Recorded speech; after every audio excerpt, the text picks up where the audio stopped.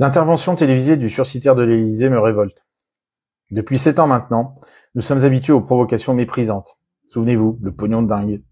Au dédain du peuple, si facilement affiché derrière une protection policière bien aux ordres.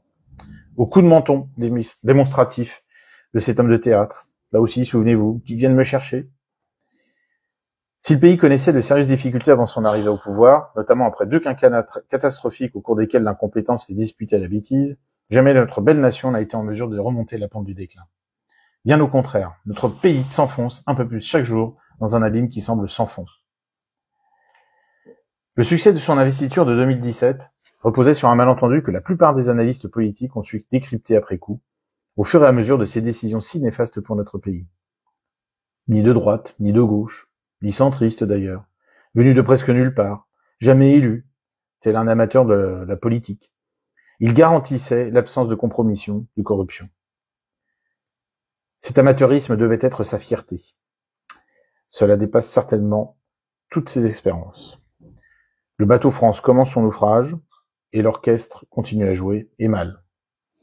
Du Aya Nakamura, sans doute. La société civile qu'il entendait dynamiser s'est éteinte. La période Covid a rendu schizophrène une grande partie de la population, consciente maintenant de s'être fait berner par une communication intense et mensongère.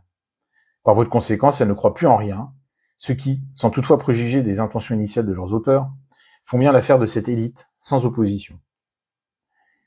Et puis est arrivé ce conflit russo-ukrainien dont tous les spécialistes de cette question épineuse de l'après-éclatement de l'Empire soviétique s'accordaient à prévoir que des conflits liés tout simplement à la dispersion de la population russe dans les nouveaux États surviendraient.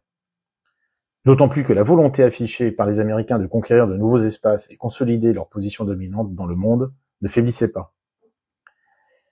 Grâce à cet outil aujourd'hui dévoyé, l'OTAN, nos amis américains ont réussi ce tour de force de convaincre nombre de pays européens à rejoindre cette alliance, initialement défensive, avec pour seul but de défendre leurs propres intérêts et au passage quelques intérêts privés.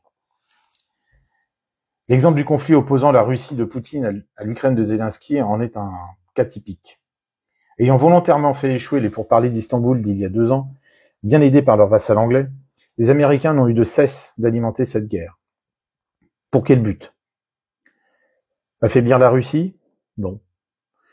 Défendre l'Ukraine ? Pas davantage. Affaiblir l'Europe ?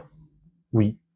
Le grand perdant de ce conflit est l'Europe, et en tout premier lieu l'Allemagne, dont l'économie est en chute libre.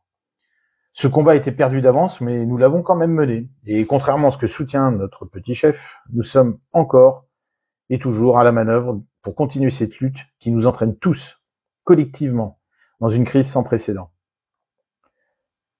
La scène de théâtre à laquelle nous avons assisté jeudi soir est celle d'une pièce dramatique. Dès la première minute, et cette sortie hasardeuse d'Emmanuel Macron demandant aux 2 journalistes s'ils étaient assis et s'ils envisageaient de se mettre debout, et pourquoi pas partir, ils auraient peut-être dû d'ailleurs. Nous ne pouvions que ressentir ce qu'il adviendrait de la suite de cette interview. Manipulation et mensonge. Jugez plutôt. Je vais vous citer quelques phrases de son tout début d'intervention.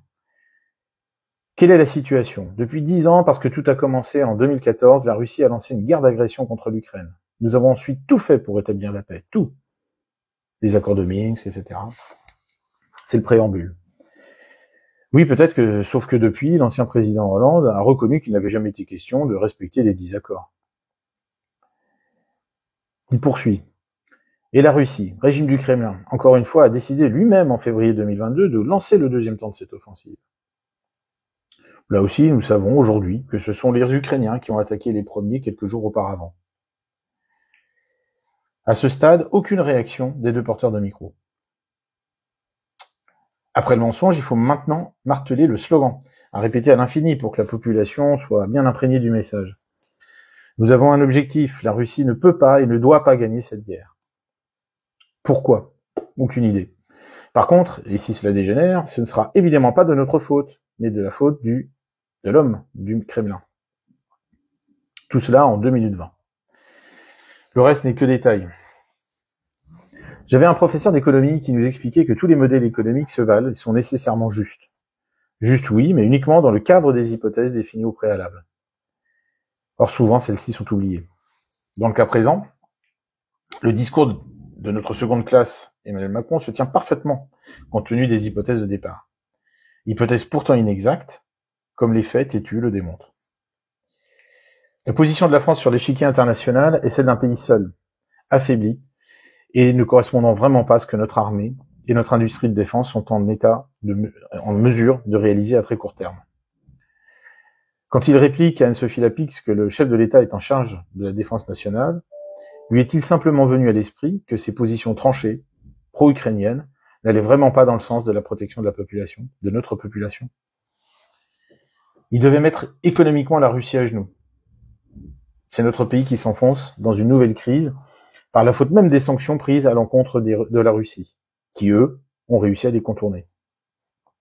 Il a permis l'envoi à l'Ukraine d'armes servant à notre propre armée, canons César et autres, réduisant à peau de chagrin notre appareil militaire. Je n'appelle pas ça de la protection. Et il faudrait maintenant que nous envoyions nos troupes? Il est acquis que ce va-t-en-guerre n'a aucune considération pour la vie. Loi bioéthique, abandon des personnes âgées pendant la période Covid, IVG, prochainement le projet sur la fin de vie, opportunément placé d'ailleurs quelques semaines avant les élections européennes. Et il le confirme, nous n'aurons aucune limite. Facile quand il s'agit du sang des autres. Alors vous, quelle est votre limite à tout cela? Accepterez-vous que vos enfants se battent et meurent en Ukraine? Pour les États-Unis, dont on sait qu'ils ne déploieront aucune troupe, ils ont déjà commencé à réduire drastiquement leur aide financière.